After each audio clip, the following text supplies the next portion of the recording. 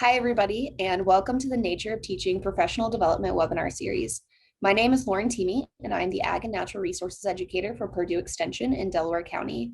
Today's webinar will cover the units Resourceful Animal Relationships and Coloration Exploration. This will be going over the terms for the units and relatable examples for them, as well as videos to show how to put it all together.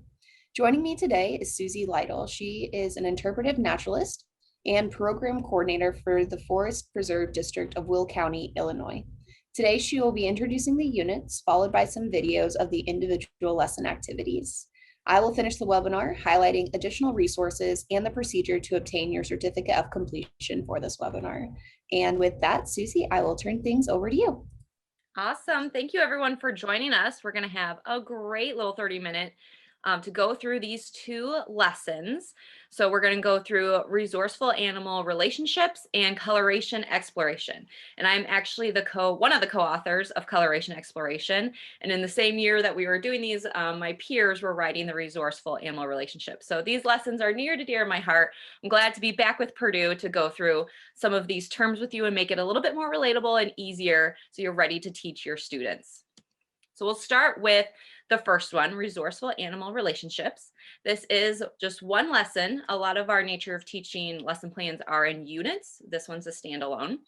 It's for grades 3 to 12. So there's a lot of fun standards in there. You can start simple, or you can really deep dive and go into more complicated things for high schoolers. It's about 60 to 70 minutes. And the objectives are to describe the differences between mutualism, parasitism, and competition, and explain the different effects that relationships have on an organism and its resources. So with every lesson, there is a teacher note page. So it's going to break down all of these terms and kind of the background information. And that's what I'm here to help you with today. So it's not as intimidating. Basically, an organism's goal is to survive to make it to reproduction.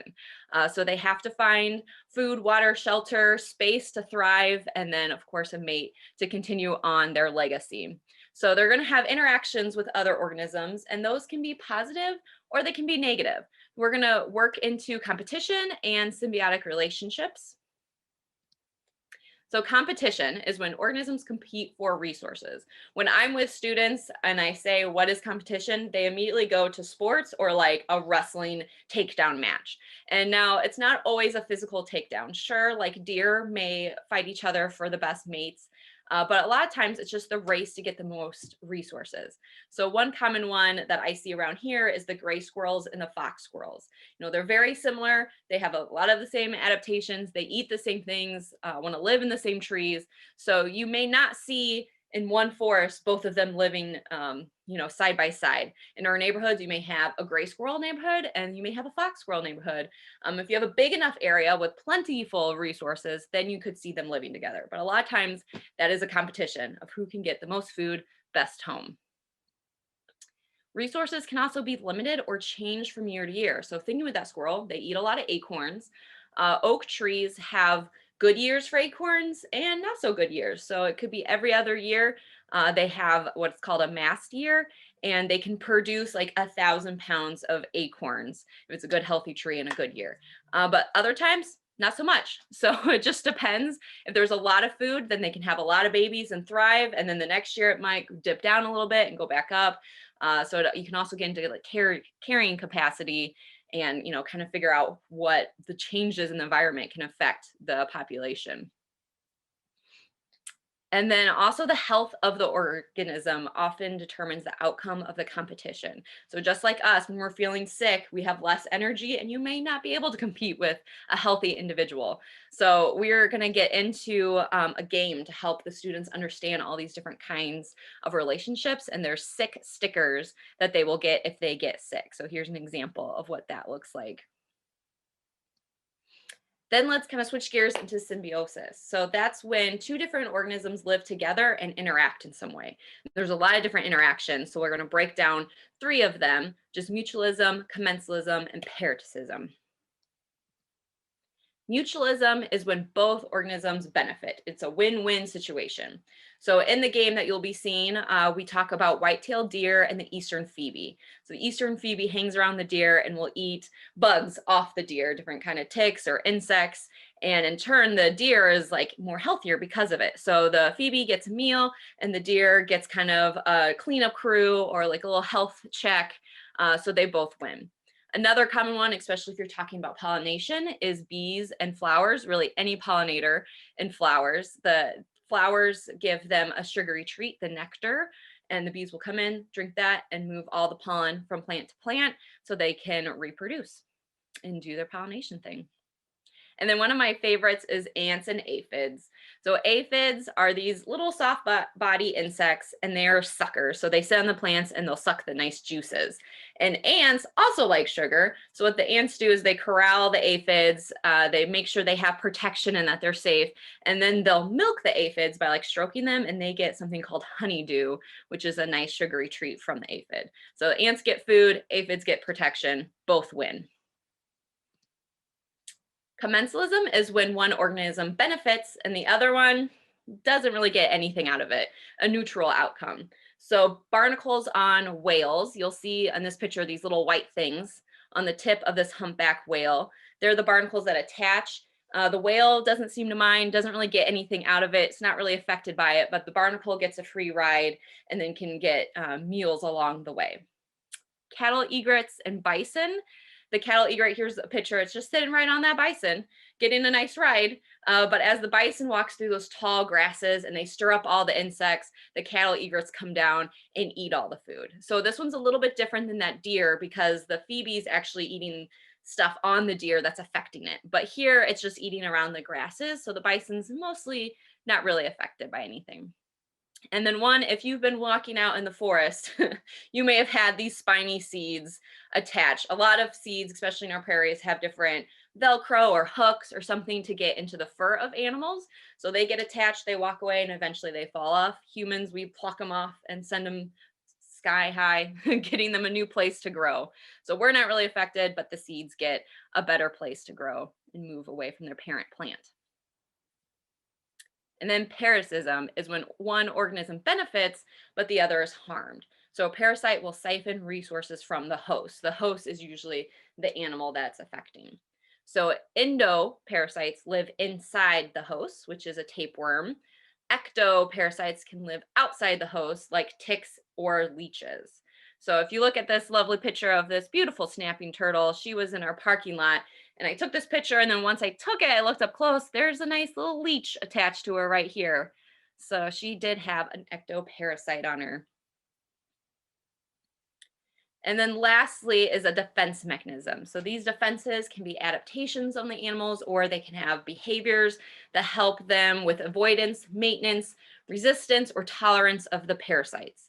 So for example, wild turkeys will take dust baths to get rid of the fleas and ticks. Similar as when humans, we spray bug spray to ward off ticks and mosquitoes.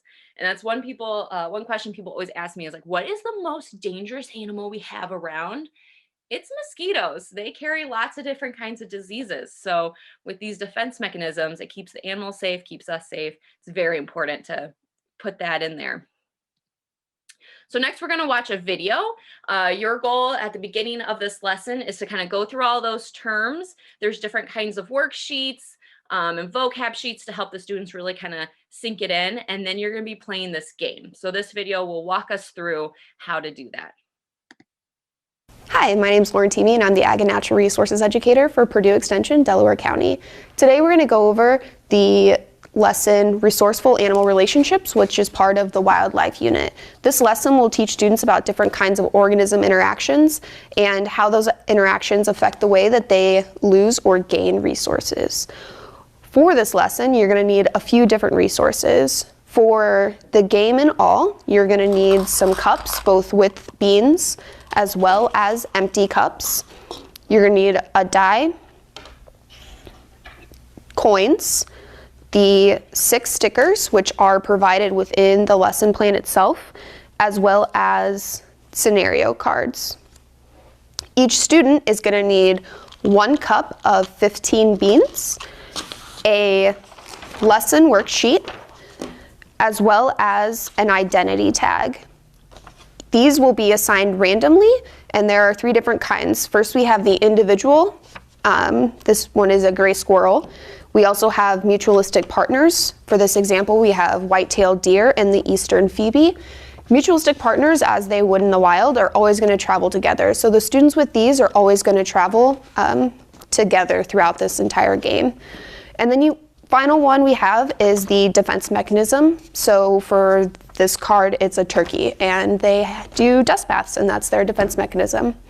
So with that, let's get started. So first we're going to talk about the classroom layout. Around the classroom, you'll have different stations. There are 5 different ones. You have lose, which will also have an empty cup. You'll have the competition stations, which will have a coin and a cup with some beans in it. You'll have a gain station, which will have a cup full of beans in it. The parasite station will have the 6 stickers and an empty cup. And then the heal or stay sick stations are going to have either a trash can or an empty cup for students to put their 6 stickers within it. So for this example, again, we're just going to do a gray squirrel. So I'm going to pretend that I'm the student and I got assigned the individual gray squirrel. And again, each student is going to have a worksheet. And for our example, we have it up here. So at the top, we have gray squirrel, and then we have our role as an individual. Each student is going to start out at a randomly assigned station. It doesn't matter which one. Again, we're going to, for this example, use the lose. So at each of these stations, you'll have a card. We have them here. So you read the card and then do what it says. So for this, an ice storm makes it hard to find shelter. And then you follow the directions. I'm a healthy gray squirrel, so I lose 3 resources. So I would take my cup of beans and I would put 3 in there, in the little cup. From here, I would go and work on my worksheet. So everybody starts out with 15 beans.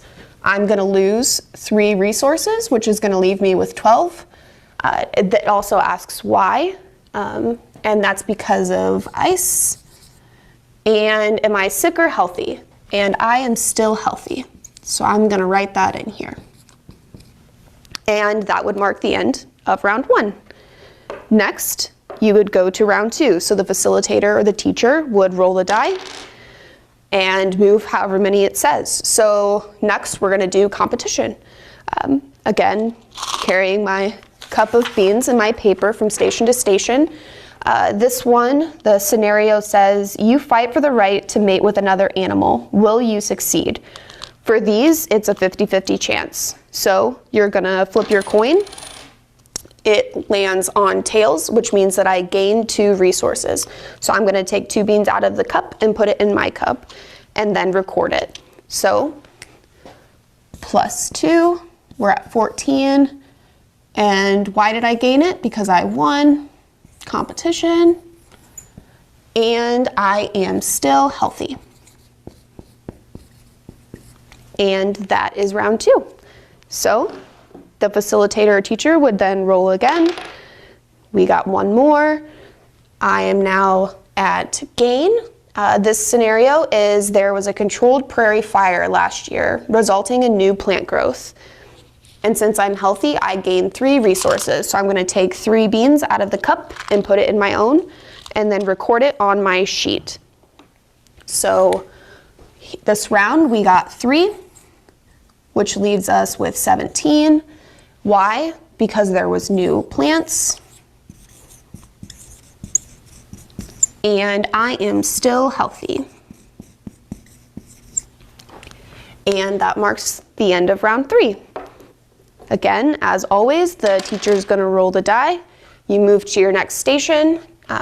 For this, he rolled a 1 again. So now we're at parasite. So this one says that you drink dirty water filled with bad bacteria. And since I'm an individual, I become sick and lose 2 resources. So I'm going to take 2 of my beans, put them in the empty cup, and then also become sick. So that's where the sick stickers come into play.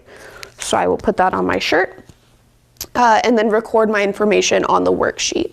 So I'm going to lose 2, which goes to 15.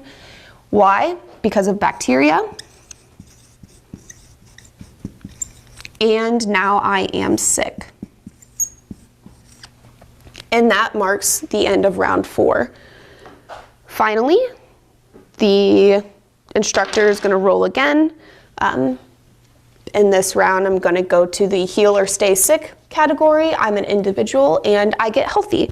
So I don't gain or lose any beans, but I do lose my sticker because I become healthy. So that goes in the trash. And then I would denote that on my worksheet. So this is neither plus or minus anything, so that's just a 0. And I stay at 15. And why? Because I got healthy. And if I'm sick or healthy, I am now healthy. Again, for this example, we only went through 5 rounds, but in the actual game and lesson, you go through 15 rounds. Once you have this, all of the students are going to get together and find the average of the number of times that they are sick and healthy, as well as the number of times if they are generally gaining or losing resources. And from here, you move into a graphing exercise. So again, from here, students are going to get together in their different groups. So the individuals are all going to get together, the mutualistic partners are all going to get together, and the defense mechanism cards are all going to get together. From here, they're going to find out the averages for each of the groups, and they will then get graphed. So for this chart, we have the average resources remaining by the end of the individual mutualistic and defense animals. And then for this one, we have the average number of turns that they spent sick for each of the 3 different role types. From here, students are going to hypothesize and explain why on the bottom of their worksheet, why they think this is the way that the graphs turned out based on the lesson as well as the activity itself. If you would like to find out more about this lesson and others like it, visit purdue.edu/nature. Excellent. Hi, my name is Lauren Teamy and I'm the So, and again, with that video, all those scenarios are in the lesson plan. So you don't really have to think up of all those different examples. We did the hard work for you. Moving on to the second plan that we're going to talk about is Coloration Exploration. This one is a standalone lesson and it's for grades 2 to 5, about 60 minutes. And the main objective is that students will be able to identify and give examples of different coloration strategies and indicate how they affect an animal's behavior and survival. So with the other lesson plan, there is teacher notes with all this good stuff in there for you. We'll break it down a little bit. So animal coloration does affect behavioral and survival of many species in the animal kingdom. We're going to go through aposematic coloration, cryptic coloration, and sexual or gender dimorphism. Now, the actual scientific term there is sexual dimorphism, but if your students are young or you're not sure about the maturity level, you can use gender dimorphism. So aposematic coloration is used for warning or alerting other animals that is potentially dangerous. And I love the word potentially because you can also get into mimicry with this one. So the animals that we have shown as examples are poisonous, or we know skunk spray, but they have mimics, at least the butterfly and the snake do, that nothing's wrong with them, but they know that they look like the poisonous ones. So we'll start off with that skunk. Skunks are everywhere, and they just alone having that bright black and white coloration stripe, they're trying to tell you, stop, I will spray you if you get too close. Coral snakes here have that big bright pattern of black, yellow, and red. If there's a little poem to help keep it straight, if red touches yellow, it will kill a fellow. And then their mimic partner is the king snake. And if their pattern's a little bit different, if red touches black, it's a friend of Jack. So you can get into those kind of fun things. And then monarch butterflies are bright orange and black and white, and their caterpillars have been growing up eating the milkweed that has all that milk that makes them kind of yucky tasting, poisonous tasting, that they keep as a butterfly. And their mimic is a viceroy that looks almost exactly the same, but hasn't ate the milkweed. So it's really amazing how the animal kingdom kind of figures it out. And like, you know what? If I look like one of those critters, I can have some benefits out of that. So aposematic coloration is bright and bold. They don't necessarily need to hide because they could be dangerous. Then on the flip side, we have cryptic coloration, and it's used to blend into the animal's surroundings. They have patterns or dull colors to camouflage with rocks, leaves, tree bark, whatever's in their environment. So the examples we have here are owls. Like, forget about trying to find one during the day. They've got all their feathers. They like snuggle up to a tree and totally disappear. Stick insects. I have a picture that was on our building, so you can see it pretty clear in this picture. But if it was in with the shrubbery, I mean, it looks exactly like a twig and even kind of sways like one. And gray tree frogs, they can be grayish, they can be greenish. I've seen them on bark and they just disappear. This little guy was in my window and turned, kind of a greenish color to blend in as much as he could. And then we have sexual dimorphic coloration. So this is the difference between colors of the males and females within the same species.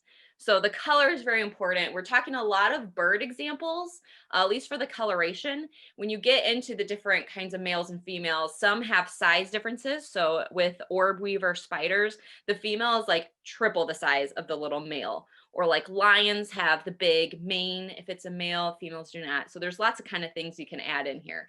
But for colors, a lot of our birds show it really well. So our northern cardinal here is bright red. He is colorful to attract the ladies. Doesn't he look so nice, so pretty, so handsome? But he can also protect the nest by saying, hey, predator, look how bright I am. Follow me. And she blends in, protecting her nest. Same with the mallards. You got this bright green head. The female is this, brown, kind of hides in with the grasses. And then it's getting to be hummingbird time around here. So I had to put a picture of a hummingbird. He's puffed up, trying to be like, get away from my territory. So that big red throat here is very attractive to the ladies, but also can be used as like, hey, hey, hey, back off. So we're going to get into the video with this one. You have starts out with a game, then you go through the terms. There's different, again, worksheets and stuff to help your students really grasp that new knowledge. And then there's coloring sheets and acting it out. So we'll see it all play out in front of us.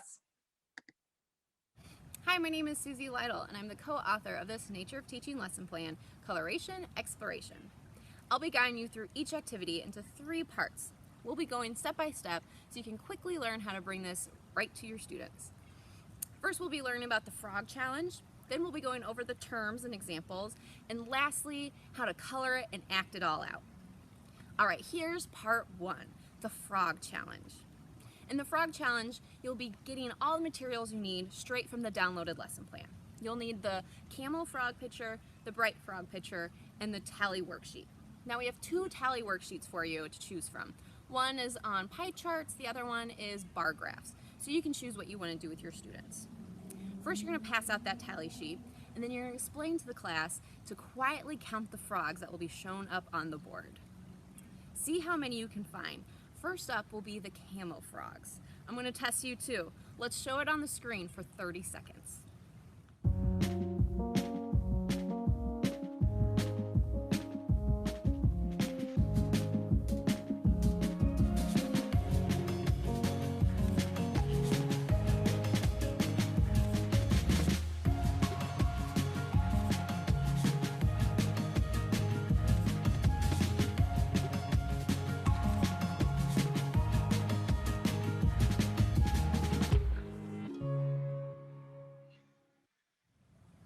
Okay, did you find any frogs?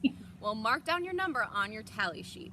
Next up will be the bright frog picture. This one might be a little easier. See how you do.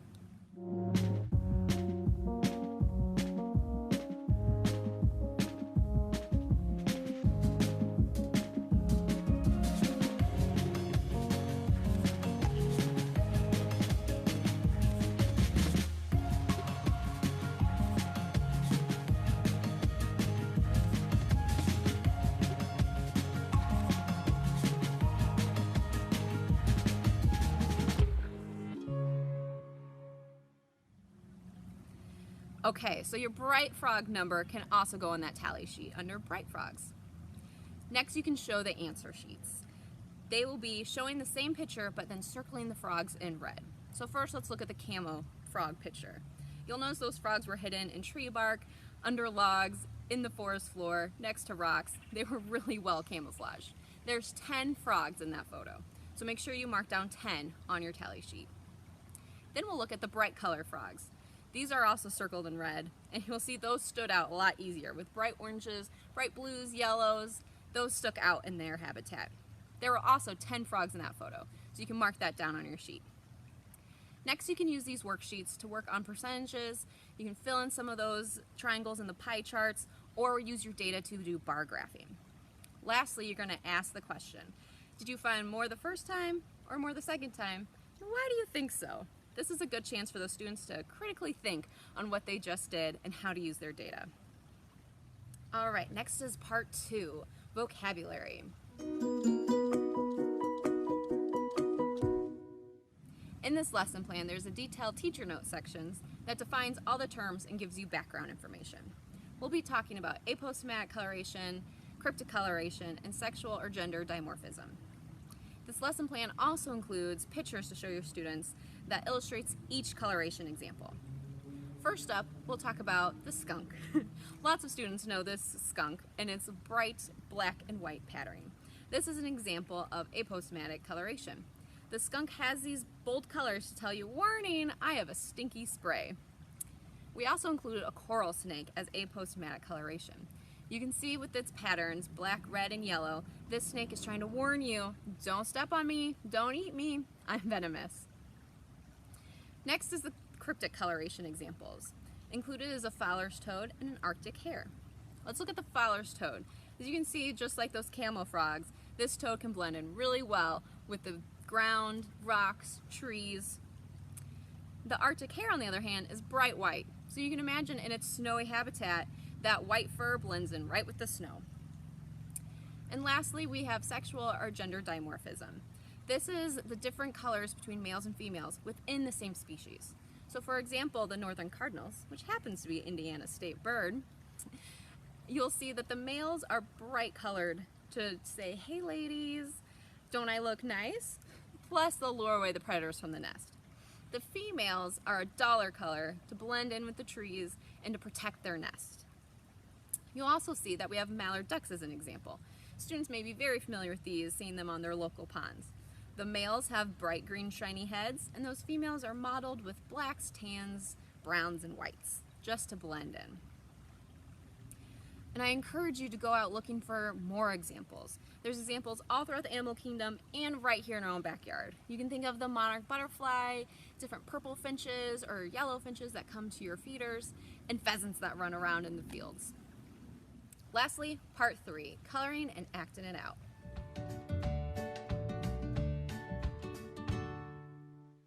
You'll notice in the lesson plan that there are coloring sheets labeled with our coloration terms. The next task is to get the students to color in their sheets that match the correct terms. So if they have a cryptic frog or a female bird, it should be blending in with the environment so it can easily hide. If they've got a male bird, they should be bright colored to attract a female or to lure away the predator. And then if they have an aposematic frog, it should be bright with bold patterns saying, get away from me, I can hurt you. You can also take this a step further and think about your own environments. So maybe it's in your classroom. Can you get a frog to match the bookcase or maybe the rug? Can you take it to your own backyards? Can you put a frog in the flower box and make it hide with all the flowers? Or even in their own bedrooms. Can it hide in your toy box or maybe in your bedspread? Coloration can be anywhere and everywhere, so be creative. All right, it's time to get up and get moving. So now that you've colored in your coloring sheets and matched it with that label, you're gonna have the students act out those behaviors. So if they're cryptic or a female bird, they're gonna be hiding from predators, or maybe they'll blend in, or maybe they'll just stay frozen. If they're an aposematic frog, they might say, warning, warning, warning, warning, showing off their bold patterns that don't eat me, I am poisonous. And if it's a male bird, they might just be standing up, standing tall, and showing off their colors. You as a teacher are going to act as the predator. So if any of your students aren't doing the correct behaviors, you can capture them and hold them until the next round. In future rounds, you can have the students pass around their coloring sheets, pass around the labels, so they can all act the behaviors. Finally, as a conclusion, you'll pass out the vocabulary sheet. This outlines those 3 coloration strategies and has the students match the term with the correct description. And if you want to go one step further for homework, you can have the students pick their animal with their coloration strategy and write a story. It'd be awesome to hear the thrilling adventure about how the toad hid from the hungry raccoon, or maybe a fairy tale about the young female bird that got swooned by a colorful male. All of these are great examples of how coloration can be brought into your classroom. Thank you so much for joining me for this 3-part activity breakdown of Purdue's Nature of Teaching lesson plan, Coloration Exploration. If you haven't already, download this lesson plan today. Also search the website. There's plenty of other lessons perfect for your students.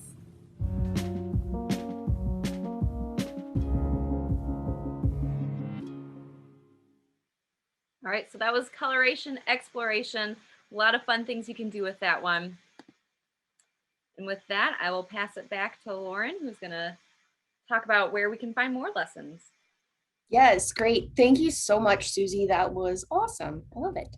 And so I also want to thank everybody else for joining us today for our Nature of Teaching Professional Development webinar, covering the units Resourceful Animal Relationships and Coloration Exploration. If you enjoyed this webinar, I encourage you to click on the card in the top right of your screen to visit our Nature of Teaching YouTube channel. Here you can view sneak peeks of lesson plans that are directly related to the webinar you just completed, as Susie mentioned earlier.